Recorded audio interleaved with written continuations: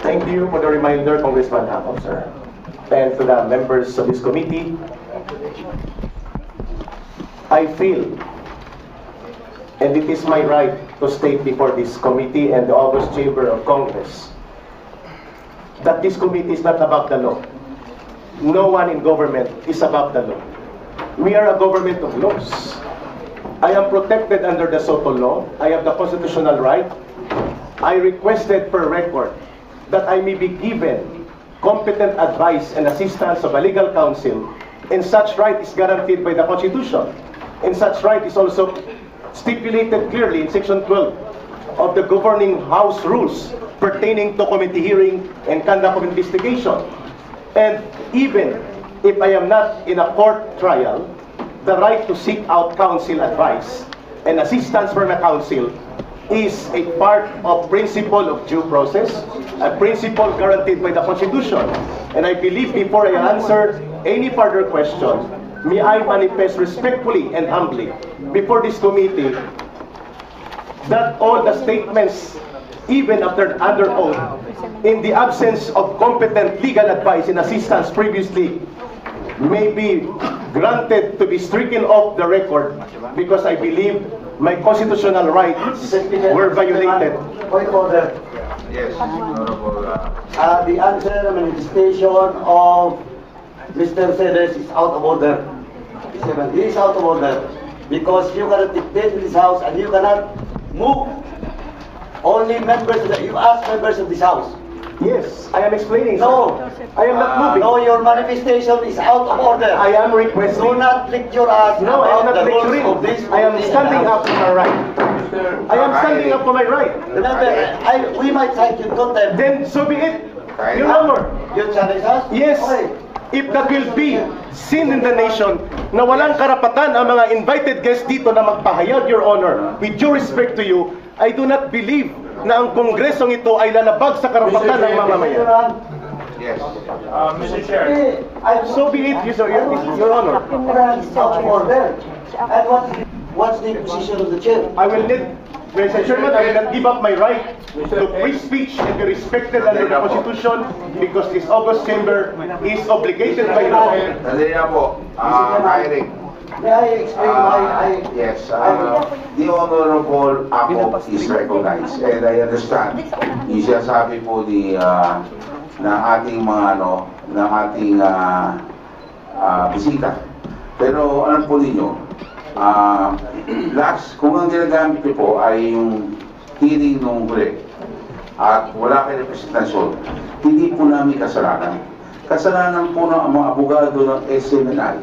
Dahil sila mismo on record ang nagsabi na they are here to represent SMNI and not the anchors because dumistansya nga ako sila. Ang sabi nila, hindi po namin trabaho ang bigyan ng representasyon ang anchor. That's why nung humingi po kayo, ang pinalawanan po, hindi po pwede sila magdepensa sa inyo.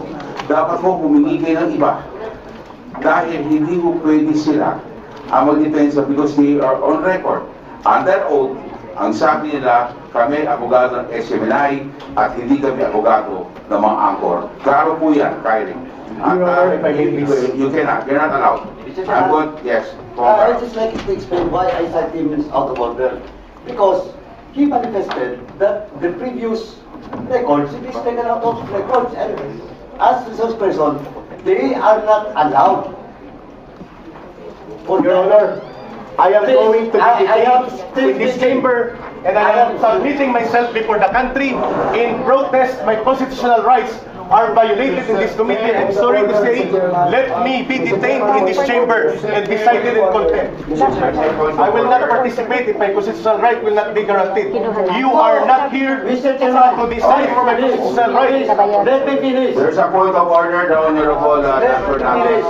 What I'm saying, I am not telling you to stop. What I'm saying is, by out of order, sandali, makinig ka. My out of order is all about your manifestation to straighten out. Patapusin mo ako. Yes, sir. Huwag ka may bastos. Hindi ako bastos, nagpapaliwanag mo ako. Mr. Chairman, I would just like to correct. I am not stopping him to issue statement.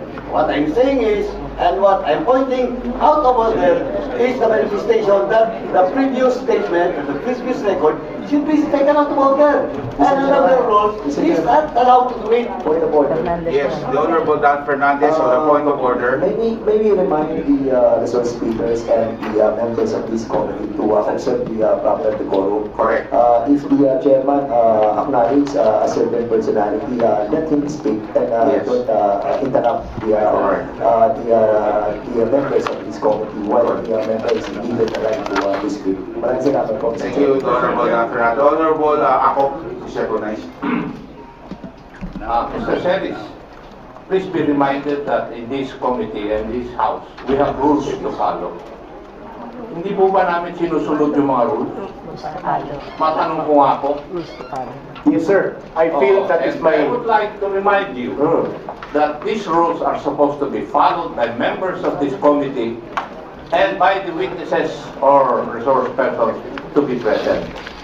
And one of these rules is that before you can speak, you ask permission from the chairman.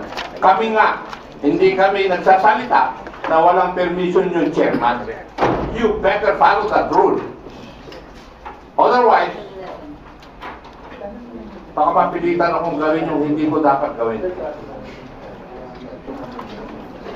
Now, Mr. Silis,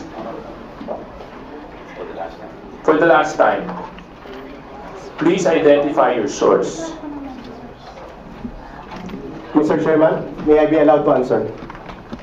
Mr. Chair, this is the fourth time I ask Mr. Silis this question. And every time I ask him this question, ang laki ng introduction, wala pa rin yung sagot.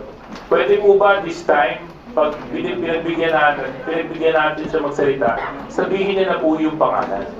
Kasi kung mag-introduction lang kayo, tapos i-cite na naman, dinisalaw ko na. Cases for that too. Sa mga binigkas ng provision, doon ko mismo hinugot ko yung argumento namin. Ngayon, kung hindi ko yung sasagot, we will not allow you anymore. Kasi, nag-request si Congressman Suarez ng kasagutan, pangalan ang kailangan niya. Mr. Chairman, Magbibigay mo kayo ng pangalan o hindi? may I request that I be allowed to confirm with my legal counsel, please? O they're right beside you, they can confirm. May I request for at least a 1-minute conference with him? Please.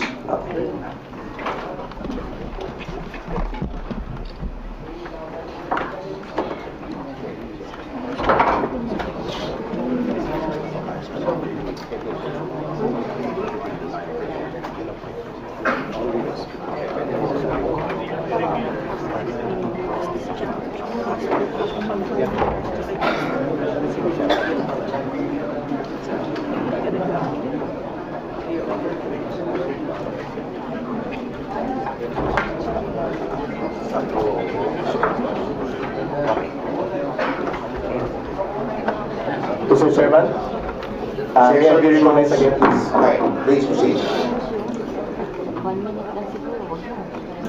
In our constitutional democracy, only the courts can interpret the laws, not Congress. Okay. So I will not answer that question because I believe Congress does not have the right to interpret laws. Okay. It is with Congress to pass laws but not to interpret Salamat po. laws. I take back my statements previously. Mr. Chair, Okay, thank you. The Honorable Toby Chanco is recognized. Mr. Chair, in the sense of fairness, since we really want to know the source, para malaman natin kung ano talaga yung pinagkakalat nito, would we allow Mr. Silis, Eric, to reveal the source in executive session?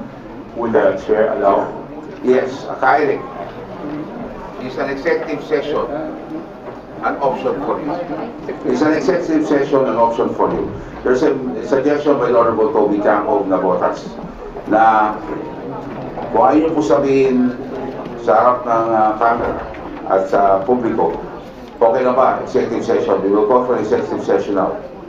Para lahat ho ng options ay binigay na po namin sa inyo. Eric. that would be very dangerous for other media practitioners present here, because it will create a very dangerous and negative precedence on the protection of source provided by law. I will refuse it. Your Honor, please. Salamat po. Mr. Chair, The Honorable Toby Campo is still recognized for a follow-up question. no, I just wanted to manifest that the reason that we're suggesting an executive session is to show na tayo naman, hindi naman tayo, na binibigyan natin siya ng pagkakataon na i-reveal. Kung talagang gusto niya pangalagaan, at least an executive session. But it seems ayaw niya pa rin po, Mr. Chair.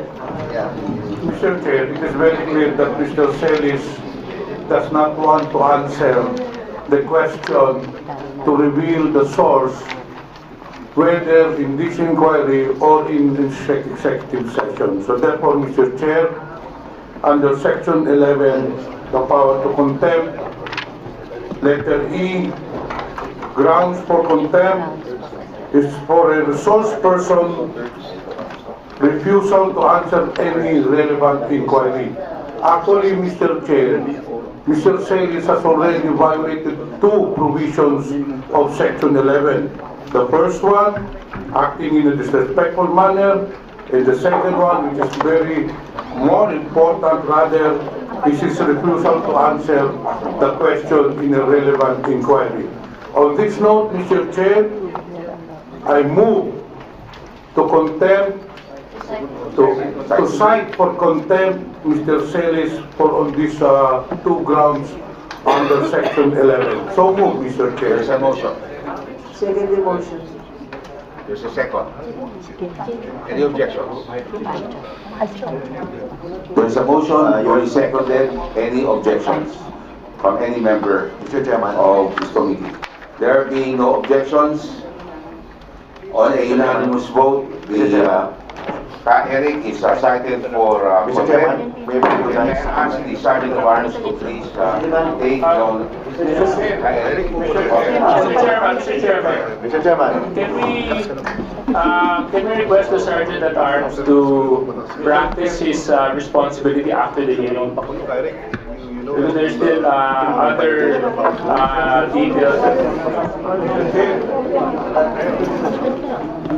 Mr. Chair, point of order. Yes, the point of order, the Honorable... The motion was for Mr. Silis to be cited in contempt. And I think there's supposed to be a second motion. There was a second. Yeah. No, the motion should be for him to be in custody, detained. Where? Because under our law, the contempt of the committee shall be deemed contempt of the House. The person cited in this section may, upon order of the committee, be detained in such place as the chairperson or acting chairperson be designated. In other words, we have to decide where to detain him and for how long, Mr. Chair. That's supposed to be the second motion. Mr. Chair, I believe with regards to the duration, it will be up to this committee to decide, and of course, to Mr. Silis, kung kailan po nyo sasagutin yung tanong natin, and then maybe we could lift the contempt. But as long as hindi pa niya sinasagot yung tanong natin, the contempt will remain. Mr. Chairman, final statement before niyo po ako ikulong.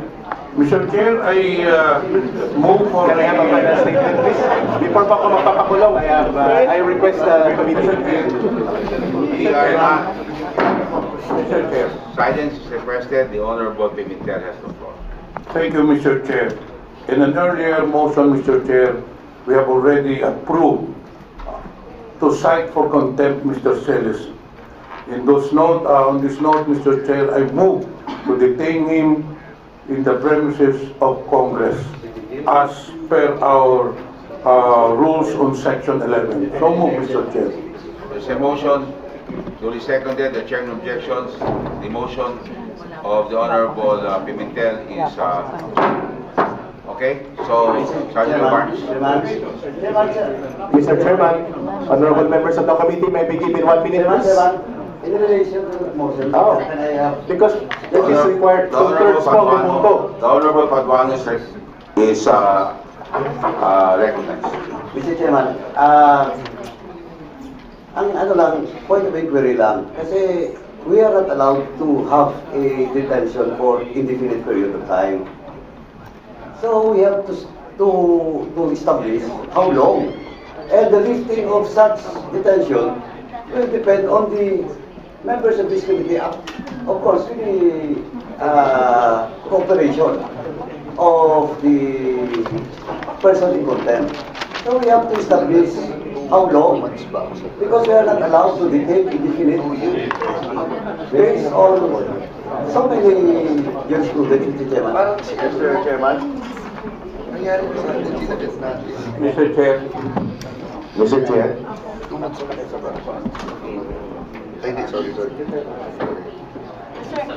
Mr. Chair. The Honorable Ako, Secretary. Yes, there's a decision by the Supreme Court that we cannot detain a person indefinitely.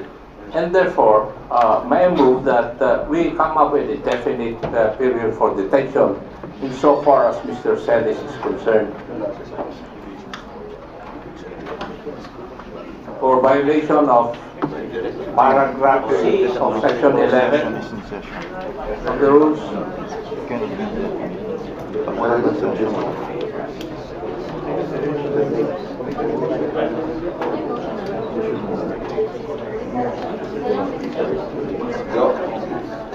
The Honorable Ako, would you like to make a motion?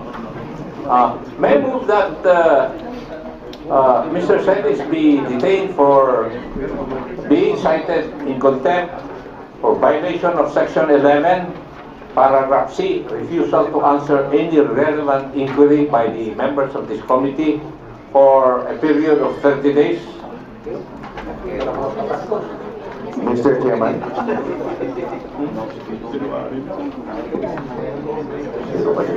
He will go straight on December 30 unless he finds a motion for reconsideration. We have done this in the different committees already. Mr. Chair, There's a motion.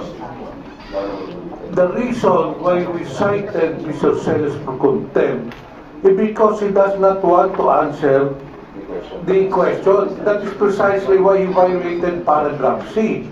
So why will we give him a timeline? Eh kung kahit hindi pala siya sumagot, papalabasin natin si Mr. Silis. The reason why we cited him for contempt, eh gusto nga natin nasagutin niya yung relevant inquiry natin, nasagutin niya kung sino yung source niya. So I believe that we should not give a timeline, Mr. Chair. After finding the jurisprudence of Mr. Chair, I submit to the wisdom of this committee. Mr. Chairman. Okay, session is suspended. Mr. Chair, I would like to amend my previous motion. Therefore, Mr. Chair, I move to detain Mr. Silis, for he was cited in contempt until the adoption of the committee report at the plenary session, Mr. Chair. So moved. Okay, so that is also an amendment to the motion of the Honorable Ako early on. There's a motion amending the motion of the Honorable Ako. Any second? Seconded? The chair hearing no objection, the chair adopts and approves the motion of the Honorable Johnny Pimentel. So the Sergeant of Arms is hereby directed to enforce the decision of this committee. Mr. Chairman, can I make a comment to the chair? Session suspended. Attorney Tolentino. Thank you for this kangaroo court. Session suspended. Thank you for this kangaroo court. Thank you for this.